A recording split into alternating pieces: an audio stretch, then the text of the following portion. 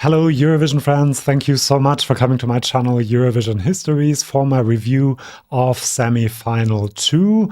Eurovision is really kicking into high gear now. I already did my analysis of the running order for the grand final, by the way. But we also have to talk about semi-final 2. We'll talk about the results, the non-qualifiers, the qualifiers, which performances stood out to me, which were great, which underwhelmed me a little bit. We'll also talk about the big five, so the UK, Germany, and France, who performed in this semi-final, and what I thought about that. I use your comments. Thank you for those from the community tab of my channel. And at points in the video, we will look at your comments. So if you want to participate in that, you got to subscribe to the channel. And at the end, I'll also talk about the show, the interval acts, and what I liked. I thought some of the jokes were really, really good this time around. But let's start with the result.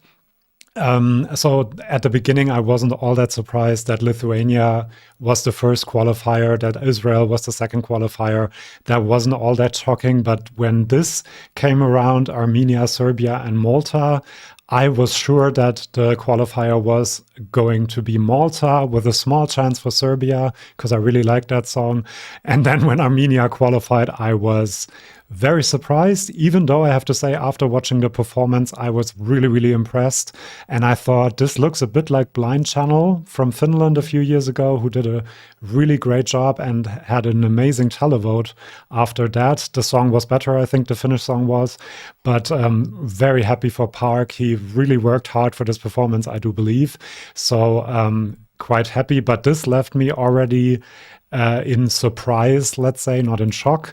And then this happened, Denmark, Ireland, and Latvia. And I thought this has to be Latvia. I don't think Denmark or Ireland will make it. And then it was Denmark. So happy for Sissel also, because she's such a lovely person. But I thought, oh no, maybe that's it for Latvia. At that point, I hadn't predicted either Armenia or Denmark. I did really badly again. I only got 7 out of 10. So again, I'm just a dude with a microphone. Don't take what I say too seriously. It's just a bit of fun talking about this. And then I think this is the 8th qualifier. Yes, we had Latvia, Australia, and Greece. And here I was sure it was going to be Greece. And then it was Latvia, so happy about that. But again, quite a shock. And I think that the way of announcing the result like this is very good. Very good idea. Well done. It's kind of like our own Eurovision knockout. By the way, the winner for that will be announced on Saturday. So stick around for that. And then the 9th qualifier. And this was great again. Malta, Montenegro, and Georgia. Not as great because I thought this has to be Malta. And it was. So it wasn't as surprising as the 9th qualifier in the first semifinal, I think. And then when this screen came up, Australia, Montenegro, Ireland, Greece, Georgia, Czechia, and Serbia still left, I thought it kind of has to be Greece. But I still had a bit of hope for Serbia. But then when Greece was announced, it was quite obvious that they had to be the qualifier. But Claudia, you really saw, as you can see there, she was really close to a heart attack, I think. And then when she was announced, very happy, obviously. I think a deserved qualifier, but we'll get to that now. Here are some of your comments about the show as a whole and also the result. Timothy says, I will be completely honest, the semi-final was even better than semi-1, and it was so sad not everyone could have qualified. I'm sad for Nina, my queen, and my 4 favorites passed, so I'm really happy. Happy for you as well, Timothy. Then Ika Nogar says, it's also a good signal that hard niche songs like Latvia and Lithuania, as well as Portugal in semi-1, made it into the final. Because of that, their national selections stay rich and diverse. I agree with that. Very diverse final we have this year. Once again, kind of. And Latvia and Lithuania, among others, really add to that a lot, which is cool. Then Reka Kovac says, I am so happy for all that went through, but very sad for Czechia. Adongs was my second favorite after JJ. But the highlight of my evening, and this is why I included a comment, was Tuna saying, Köszönöm. Thank you in Hungarian. Never thought I would hear Hungarian in Eurovision 2025. I'm guessing you're from Hungary. I hope you come back soon. And I'm glad you liked it. And then Bruna Reinison. I'm including this because I butchered your name in my video on the first semifinal, I think.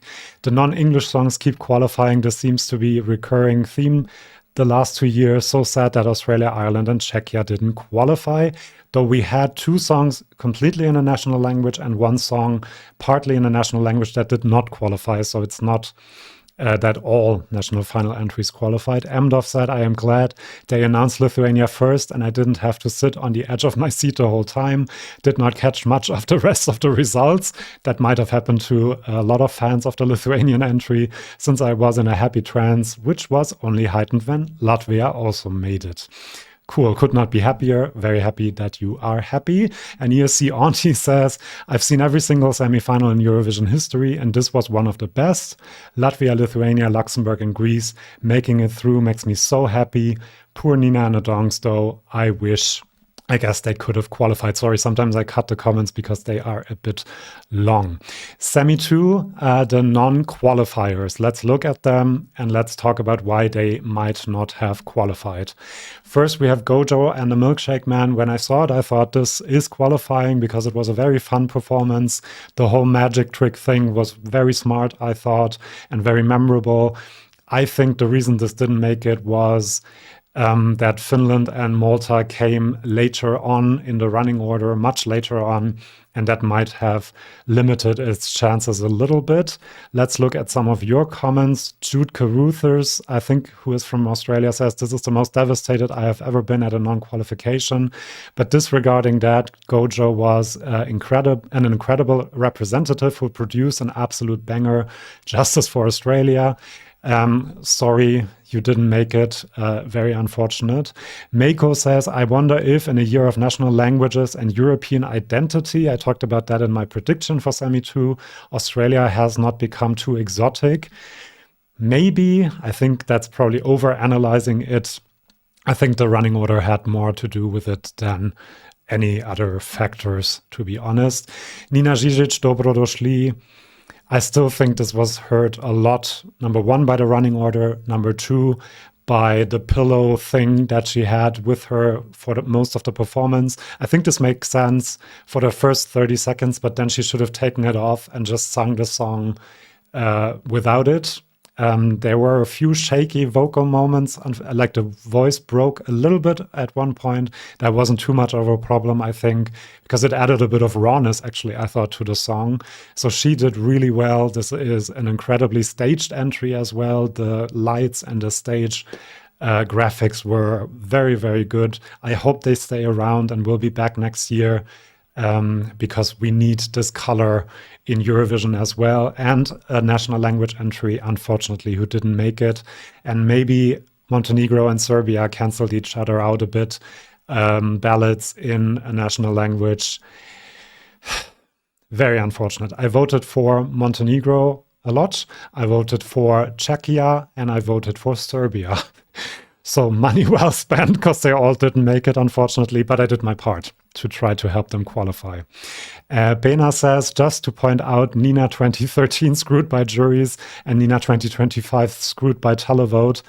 Kind of true. She participated in 2013 and didn't make it. I think they were 10th, and then the jury got to choose the 10th. Is that right? Let me know in the comments.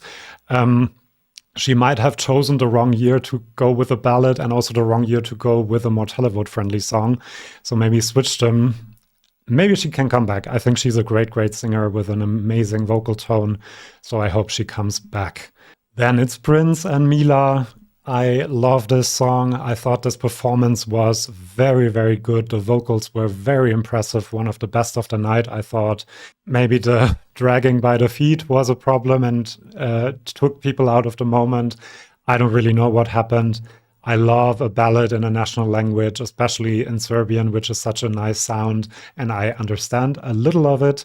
So, hvala sa pjesma. But very unfortunately, this didn't make it. I really don't understand what happened. A lot of people said they didn't like the song. I thought it's a beautiful song, but So sorry for him. Frederick says, Prince, what a voice for the timbre. I agree with that. Maybe the most beautiful voice of the night. The song could have been a good addition to the mix of the final. Completely agree with that. We don't have all that many ballads in the final anymore, I think. So that could help the others that made it or that already were in the final. By the way, tonight I'm going to make a prediction for the grand final. Who is coming top 5, top 10, who's coming last. Check that out. I have to think about that again. Yeah, subscribe if you don't want to miss that. Then Emmy Like a Party, also sad for Ireland that the non-qualifications have started again. Hopefully next year they will break it again. But I'm not as surprised by this because, and I said this in my preview video as well, I think the performance was very static. She was just standing there. I thought maybe coming down from the spaceship and joining the backing dancers would have given this a bit more energy. Maybe also Luxembourg coming later canceled this out a bit. For the younger demographic, I thought the younger demographic might go for Ireland or Luxembourg. And maybe that was the problem, the running order, but also the fact that it was so static, I do think played a role here. Then we have a comment, yes, couldn't come up with, I don't know what. Where's Czechia, first of all? Yeah, we'll talk about that in a second. Also surprised Australia didn't make it. And obviously sad that my country, Ireland, didn't make it. I'm always so sorry for people whose country doesn't make it, but maybe you have a song that you can support in the final, hopefully. Then we have Adonis and Kiss Kiss Goodbye. I thought this was going to make it. I predicted this to make it, but when I saw the performance, I thought not the outfit, the staging, I think all of that could have worked, but something happened. He was very nervous. Maybe he seemed uncomfortable, like his facial expressions seemed uncomfortable. There was a cue problem for, I think, the second chorus where he started a bit too late and then had to speed it up. Very unfortunate. I'm very scared that this might be the end for Czechia in Eurovision, unfortunately, because he is a star. And I think they thought they had a winning entry with this, and now they didn't make it. I hope they stay around, and I'm very sorry for him, but I still think he will have a good career after this. Petra says, Czechia was one of my favorites. I love his voice and the lyrics, and I am disappointed that he did not qualify. However, he was off vocally last night. A bit, I also noticed that. And then Minouche says, sad for Czechia. Unfortunately, it seems like the nerves got to him. So I'm not the only one who noticed. Sad for Czechia. And this would have been a good addition to the final as well. And Mariam Shangilia, last but not least, I think, out of the 6 that didn't qualify, this impressed me quite a bit. This was well staged. She performed this really well. She's a great vocalist as well. I think the problem here was the song, which was just not interesting enough, maybe in a field of 16 songs that were more memorable, some of the others. Marsonia says, I am sad for Georgia and Montenegro. 2 very competent performances, I agree. 2 very competent vocalists, and also the interaction with the camera for both of them was really good. Now, let's get to the qualifiers and the positives after talking about the unfortunate non-qualifiers. Latvia, I was mesmerized by this performance, and I think a lot of people were. Obviously, they made it to the final. I think this is a bit of a, either you love it or you don't get it, but in Eurovision, you can't vote against an entry. We know that. And I think this was spectacular, really. The visuals, the sound, the harmonies with their voices. The person watching with me was like, what on earth is this? So there you have the 2 reactions I think you can have to this. But I absolutely love it, and I love that we have this color and this vibe in the final. Some cool comments here. Devlin, Latvia qualifying has healed something within me. And then U5601 says, my whole family was so impressed by Latvia's performance. They feel like a dark horse to me. It's so mesmerizing. I just love it. Mesmerizing is a good word for this. Then Park and Survivor for Armenia. He is a survivor. A lot of you said that in the comments.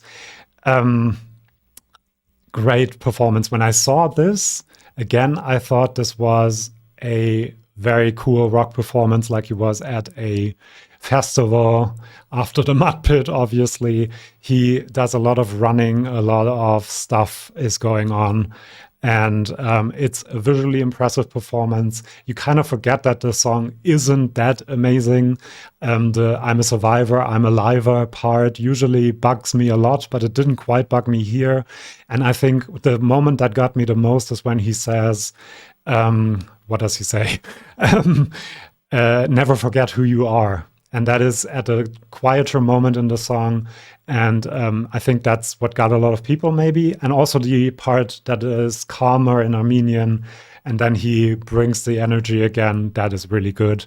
And very glad we have this in the final. We needed a bit of a rock feel in the final. We only have really Ukraine and Lithuania, maybe the second part in Italy also. But I'm glad we have this in the final. And here are some comments. Park is a real survivor. Yeah, he was 42 in the odds, then went to 56. I guess during the semifinal, the performance was amazing, and seeing it made me so much more confident it was going to qualify. So glad he did. And Luigi says, my prediction about Armenia was right. I was in your video for the prediction, and you are again. So well done on that prediction. Claudia Asteromata, the wow moment for this is the dress reveal, which could come a bit earlier, I think, but that's really a, incredible. The graphics, this volcanic landscape is incredible. I think also this camera shot with the dancer coming in and them approaching each other and then they drift apart, which works with the lyrics of the song, is wonderful. And what really stands out here is the vocals is unbelievable. I mean, she has been perfect every single rehearsal, every single time. Every single note is crystal clear, perfect. This will, I think, get a lot of jury votes for the vocal, and no surprise this made it, even though at the very end with the results, I was doubting a teeny tiny bit, but I was quite sure that Greece was going to make it. So well done, Claudia. The 3-star says, Claudia served vocals in capital letters. I agree. And lots of good drama. Agree about that as well. So proud of her. I will admit I wasn't convinced when she was selected, but they've turned me into a fan. And Rati43 says, all Greeks nearly had a heart attack. That was sadistic, but we are so happy. You can be proud and you can be happy.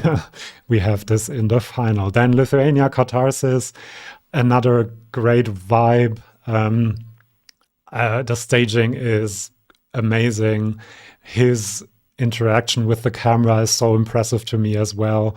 The wind machine and a bit more light in his face works a lot better than in the national, or even better than in the national final. So I was also not surprised that this made it.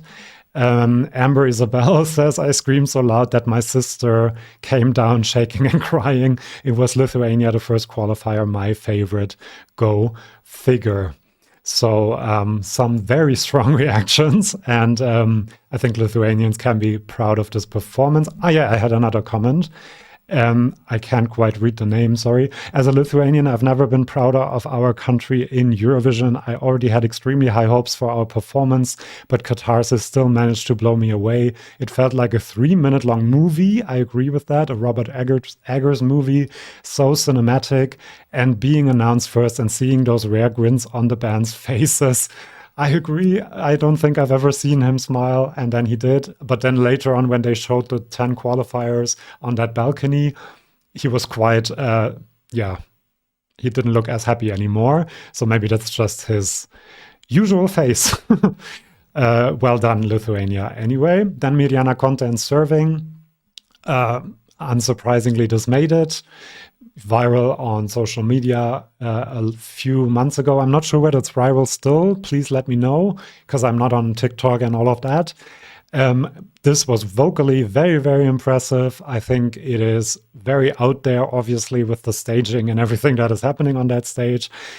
The bouncy balls got me again. I chuckled again, and the person watching with me was like, what on earth is this? But it made me laugh. And that's, I think, what the intention is. I think this will be clobbered by the juries in the final, probably because the staging is so out there. But they should give her some points for the vocals because they were quite impressive. Lots of very good vocalists in Malta, apparently. And ESC EP says Sicily in the final, also Greece, Luxembourg, Malta, and Austria. Unfortunately, Czechia didn't make it. That's why we need the juries back in the semi-finals. This wasn't so focused on Malta, but sometimes with the favorites that were clear qualifiers, you didn't leave a lot of comments because I think you focused more on the surprises, and Malta wasn't that big of a surprise in the end. Then Sicily and Hallucinations, so happy for her, as I said. Wonderful person. She's like, I think, the guardian for some of the younger contestants, and they really like her, and I understand why. However, the performance was also very good. As I said in the preview, very Eurovision, very great staging actually for this. I was seeing it on a big TV made a big difference for this. She sang it well. There were a few shaky moments, but not too many. And there is this one moment where she looks into the camera and smiles at us. And there I thought, oh, this might qualify, because that creates, like, it's very distant and cold, the whole staging, but that one moment makes you realize who she is as a person. And I think that is great to have that moment in there. Very happy Denmark finished the non-qualification streak with this. And we have all the Nordics in the final. We have all the Baltics in the final as well, and none of the ex-Yugoslavia countries. We do have a Caucasus country with Armenia, but that is interesting. Not sure what that means for the result. I'd try to include that in my grand final prediction tonight. Then, oh yeah, a comment. Danuostret, sorry, it's a bit small. Denmark finally qualified for the first time in 5 years. I can't believe it. Also, I was checking if here that Austria might not qualify. I'm glad I was wrong. And I'm glad that Denmark did finish that non-qualification streak. And Marina Blank says, I think Denmark made it through because it was the only one offering a truly unpretentious pop and generic song. I agree with that. I said that about Norway in semi-1 and Denmark here. This was a radio-friendly song, very Eurovision, something people gravitate towards, I think, especially the casual viewers who are not avid Eurovision fans. So in hindsight, it makes sense that it qualified. Do subscribe to the channel. Only a third of you are. Lots more stuff coming, my grand final prediction, and also stuff tomorrow to prepare you for the grand final. So do subscribe. And then we're also on WhatsApp now. So if you want to get updates, not just videos I did, but also some other fun stuff I found online, do join us on WhatsApp. I'll add a link in the description. Next, big favorite Austria, still second favorite to win. And if you've been to this channel before, you know that I have trouble with the song, connecting to the song. And yesterday, the person watching with me loved this, was very impressed by this. And I think a lot of people were, so a lot of positive comments. For me personally, it's just watching, it's like going to the movies and you watch a movie and you see that it's well made, that it has a great plot, that everything kind of works, but you fail to connect to this. And that's what's happening to me on the Austrian song. There's just, I don't know, a disconnect. But that's just me, and I'm just one dude with a microphone, so that doesn't mean anything for its chances. I've seen so many positive replies. And as I said, objectively, I see that this is very well staged. I think the staging for this is amazing, actually. And the 30 seconds, the last 30 seconds with the EDM part, that feels like a winning moment, to be honest, even for me who doesn't connect to the song. And then you have the lighthouses coming up. Well done, I think. Well done. Well done. Well done indeed. Neighbors. And Dev Preston says, so pleased Latvia qualified and Finland just gets better and better. Agreed with that. Loved Austria staging. The drama levels are off the scale in that song. I agree with that as well, and this is a contender for the win still, I think. Then we have Yuval Raphael, New Day Will Rise for Israel. This was vocally much, much better than in the rehearsal, where there were a few voice cracks. Not here, so glad for her that it worked. Then the visuals are very impressive with the water, especially that almost looks 3D, and with the pyro curtain at the end as well. They did the staircase walking up thing well. I thought that might look awkward. It doesn't really. So this was a sure qualifier from the start and makes sense. It qualified. Then we have a comment. Alex says, feels like no one is talking about Israel's amazing performance. The voice, the smile, the confidence. Wow. Wunderbar. Okay, then we have Luxembourg, Laura Thorne with La Poupée Monte le Sang. This is one of the biggest glow-ups from a national final performance I think we've seen. Very, very good. The beginning in the dollhouse and France Gall on the TV screen is very well done, I think. The whole performance is well done. I like her hair more when it's open, but that's a small thing. The outfits, both outfits are cool. There were so many dress reveals in the semifinal. It's very Eurovision. We haven't seen that in the last couple of years, I don't think. But this year we see a lot of them. And when she is suddenly in the silver dress and has really become her own emancipated self, it really works quite well. And the song is catchy. A lot of this is very well done, and well done for Luxembourg, a small country with a lot of neighbors, but maybe not a big televote support, making it for the second year in a row. So still a 100% qualification record. Well done. And then we have a comment for Luxembourg as well. Huge glow up for Luxembourg. I'm so glad they qualified. I am too. And this is second in the running order in the final. Not getting the best spot there. Last but not least, out of the semifinalists, Erika Wigmann, Ich komme. This made me so happy watching it. The intensity grows and grows and grows, and you have this big finish at the end. Finish? Haha. Sorry. On that microphone, the song gets faster and faster, and it becomes more and more impressive visually.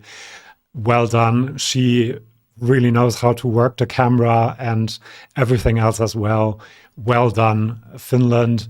Vocally, she has been better, but that doesn't matter. This is a very, very good performance, and it's got a good running order spot in the final as well.